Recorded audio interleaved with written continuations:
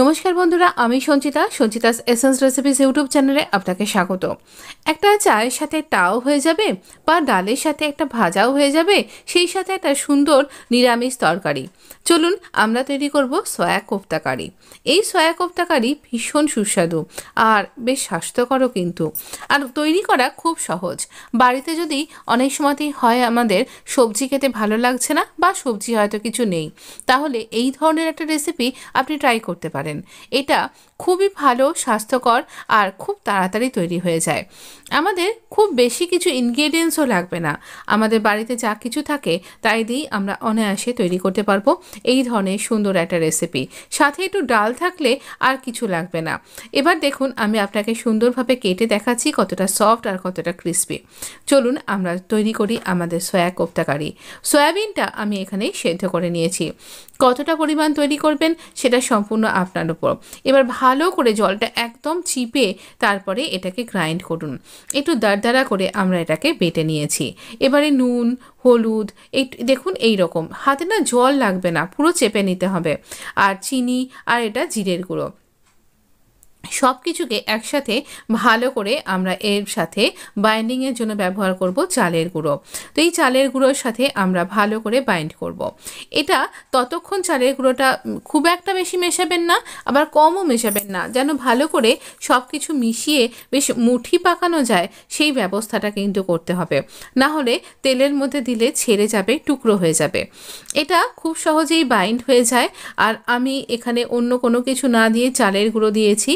খুব ক্রিস্পি হবে আর খুব হেলদিও অপশানটা। আপনি বাচ্চাকেও দিতে পারবেন আর নিজে তো খেতেই পারবেন। তো অবশ্য করেই কিন্তু ট্রাই করতে পারেন, ভীষণ ভালো একটা সুস্বাদু রেসিপি। এটাকে টিকিয়ার আকারে তৈরি করে আপনি বার্গার বানের সাথেও কিন্তু দিতে পারবেন। তো অবশ্যই একটা হেলদি অপশান তো বটেই। এবার আমার আরও একটু জল জল লাগছে বলে আমি আরও একটু চালের গুঁড়ো অ্যাড করলাম। আপনি যে কোনো রকমের চালের গুঁড়ো ব্যবহার করতে পারেন। তো আমাদের বাইন্ডিং এজেন্ট হিসাবে চালের গুঁড়োটা দরকার। আমরা ভালো করে এরকমভাবে চটকে চটকে পুরোটা মিক্স করে নিচ্ছি। আর এবার এটাকে মুঠো করে ঠিক একে না অনেকে সয়া কোফতা কারি ছাড়া সয়াবিনের মুঠিয়াও বলেন, যেহেতু এটা এরকম মুঠো করে করে তৈরি করা হয় বলে।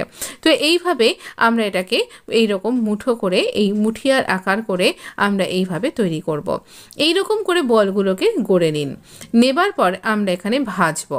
আমরা এখানে স্যালো ফ্রাই করছি আর খুব একটা বেশি তেল এখানে লাগবে না। প্রত্যেকটা কোফতাকে আমরা এখানে মিডিয়াম টু হাই এরকম ফ্লেমে ভেজে নেব।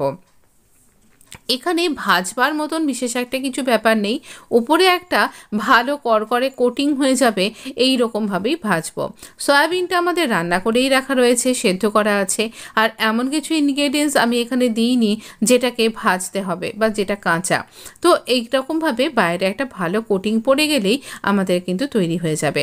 তো দেখুন আমরা এবার কোফতাগুলোকে বেশ লাল লাল করে ভেজে নেব, যেমনটা আপনি একদম প্রথমে দেখতে পেলেন। তো এইভাবে আমরা এগুলোকে ভেজে নিচ্ছি।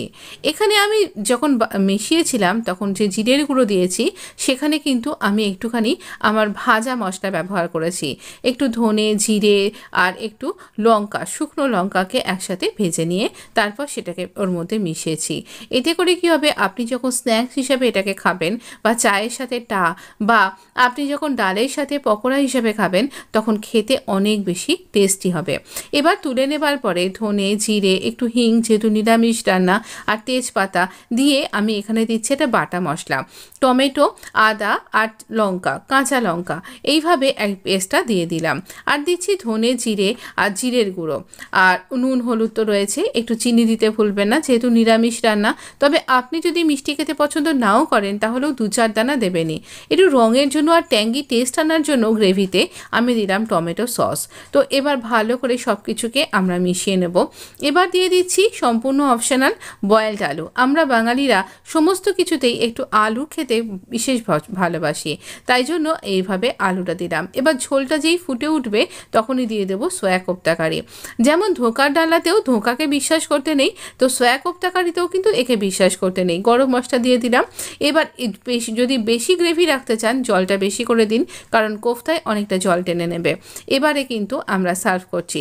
একটা সেমি সলিড গ্রেভি রেখেছি যেটা রুটি দিয়েও খাওয়া যাবে যাবে, আবার ভাত দিয়েও খাওয়া যাবে। অবশ্য করেই কিন্তু এটা ট্রাই করতে পারেন যেদিনকে আপনি নিরামিষ নিচ্ছেন, কোনো কিছু আমিষ নিচ্ছেন না। এখানে আমি কোনো রকম পেঁয়াজ রসুনের ব্যবহার করিনি, তাই অবশ্য করেই নবরাত্রিতে আপনি কিন্তু অনায়াসে এই ধরনের একটা রেসিপি ট্রাই করতে পারেন। এটা রুটির সাথে অসম্ভব ভালো লাগে, ভাত পরোটা সব কিছুর সাথে চলে যাবে। টিফিন বক্সের সাইড ডিশ হিসাবেও এটা চলে যাবে। অবশ্যই জানাতে ভুলবেন না কেমন লাগলো। আর অবশ্য করেই কিন্তু উপর থেকে আমি ধনেপাতা ছড়িয়ে দিচ্ছি, আপনি আপনার মতন কিছু দিন। এখানে ধনেপাতাটা অপশনাল, দিতেও পারেন নাও দিতে পারেন। আমি কেটে দেখাচ্ছি এটা কিন্তু কতটা ভেতর থেকে ক্রিস্পি হয়েছে এবং ভেতরটাও সুন্দর কুক হয়ে গেছে। এই ধরনের ভিডিও পাওয়ার জন্য অবশ্য করে এই চ্যানেলটা সাবস্ক্রাইব করে নোটিফিকেশান বেলটা অন করতে ভুলবেন না। বন্ধুদের মধ্যে শেয়ার করতেও কিন্তু ভুলবেন না। ভালো থাকবেন, সুস্থ থাকবেন। অবশ্য করে এই ধরনের হেলদি রেসিপির জন্য আমার চ্যানেলটা সাবস্ক্রাইব করে নোটিফিকেশানটা অন করে দিন। আপনাকে অনেক অনেক ধন্যবাদ। ভালো থাকুন।